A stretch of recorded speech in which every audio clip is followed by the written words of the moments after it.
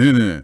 오늘 저희가 들여다볼 자료들은 최근 한반도를 둘러싼 여러 외교 안보 소식들입니다. 네, 남북 관계부터 한일, 또 북러 관계까지 정말 다양한 이슈들이 있네요. 맞습니다.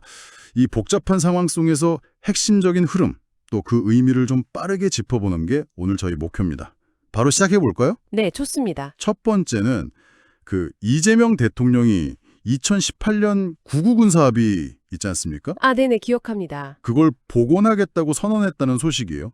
이게 원래 그 국경 근처에서 군사활동 줄여서 우발적 충돌 막자는 거였잖아요. 네, 맞아요. 취지는 그랬죠. 지금 이 시점에 이걸 다시 꺼낸 배경이 뭘까요? 일단 표면적으로는 긴장을 좀 낮추고 대화 의지를 보여주려는 그런 신호로 해석될 수 있겠죠. 과거엔 그래도 남북 간 신뢰 구축의 어떤 상징 같은 거였으니까요. 그렇죠. 근데 중요한 건 이게 그냥 선언으로 끝나는 게 아니라 정말 실제 합의 이행으로 이어질 수 있느냐. 아, 현실적인 문제. 네, 지금 남북 관계가 워낙 좀 안 좋으니까요. 이게 실질적인 변화를 만들 수 있을지는 글쎄요, 좀 더 봐야 할 것 같습니다. 하긴 북한이 어떻게 반응하느냐가 중요하겠네요. 아무런 호응이 없다면 좀 공허하게 들릴 수도 있고요. 맞습니다. 그런데 이런 남북관계 개선 시도와는 좀 분위기가 다른 소식도 있어요. 일본 정치인들 야스쿠니 신사 참배. 아, 그 문제요? 네. 여기에 우리 정부가 깊은 유감과 실망을 표명했습니다. 특히 곧 이시바 총리랑 정상회담 있잖아요. 8월 23일. 네, 바로 코앞이죠. 그 직전이라서 더 주목되는 것 같아요. 역사 문제를 제대로 보라는 메시지 같기도 하고요. 맞습니다. 바로 그 타이밍이 중요합니다. 타이밍이요. 네. 그러니까 한일 관계 개선이라는 큰 흐름은 있는데 그 속에서도 역시 역사 문제는 여전히 아주 민감한 부분이다. 이걸 다시 보여주는 거죠. 언제든 좀 불거질 수 있는 문제라는 거군요. 그렇죠.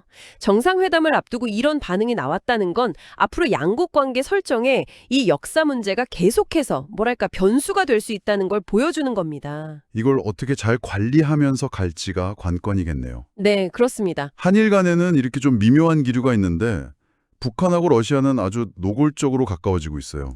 네, 그 움직임이 심상치 않죠. 북한이 해방절 기념우표 내놨는데 거기 소련과의 연대를 강조했고요. 아, 그 우표 봤습니다. 상당히 의도적으로 보이더군요. 그리고 동시에 푸틴 대통령이 김정은 위원장한테 서한을 보냈는데 우크라이나 전선 협력을 언급하면서 북한 병사들을 영웅적이라고까지 했다면서요. 네, 맞습니다.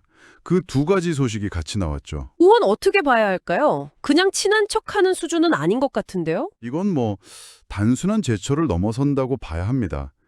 북러 간의 군사협력이 실질적으로 그리고 아주 빠르게 깊어지고 있다는 아주 강력한 신호예요. 강력한 신호요? 네. 우표는 어떻게 보면 상징적인 선전활동이죠. 과거의 연대를 현재 협력의 명분으로 삼으려는 거고요. 네. 근데 푸틴의 서한은 훨씬 더 실질적입니다. 실제 군사적 지원에 대한 고마운 표시이면서 동시에 앞으로 더 협력하자는 아주 실루적인 메시지죠. 특히 그 영웅적이라는 표현이 좀 맞아요. 그게 상당히 이례적인 표현입니다. 그만큼 우크라이나 전쟁이 길어지면서 러시아에게 북한의 역할이 뭐랄까 중요해졌다는 걸 보여주는 거죠. 아, 결국 국제체제 속에서 서로 필요한 걸 채워주는 그런 이해관계가 딱 맞아떨어진 거군요. 네, 그런 측면이 강합니다. 이런 국제적인 움직임 속에서 국내 안보 관련 소식도 하나 들어왔습니다. 광복절에요. 서울에 있는 미국 대사관에 폭탄 테러 협박 이메일이 갔었대요. 네, 저도 그 뉴스 봤습니다. 다행히 허위로 밝혀졌다고는 하는데 그래도 실제 사건은 아니었지만 좀 찜찜하네요. 그럼요. 이게 비록 허위였다고 해도 이런 사건 자체가 사회에 불안감을 주잖아요. 그렇죠. 괜히 신경 쓰이고. 그리고 경찰력이나 군 같은 공권력을 소모시키고요.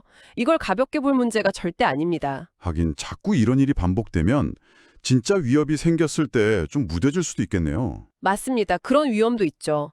그래서 단순 장난으로 볼 게 아니라 사회 안전망을 흔드는 행위로 보고 좀 더 엄중하게 대처할 필요가 있어 보입니다. 오늘 쭉 짚어보니까 한반도를 둘러싼 상황이 정말 여러 층위에서 동시에 움직이고 있네요. 네, 맞아요. 한쪽에서는 긴장을 풀려는 시도, 그러니까 남북 9.19 합의 복원 같은 움직임이 있는데 네, 그런 시도가 있고, 다른 한쪽에서는 또 한일 역사 문제처럼 해먹은 갈등 요인도 여전하고요. 그렇죠. 그리고 또 국제적으로는 북러 밀착 같은 새로운 군사적 연대가 강화되고 있고 네, 그 부분도 아주 중요하고요.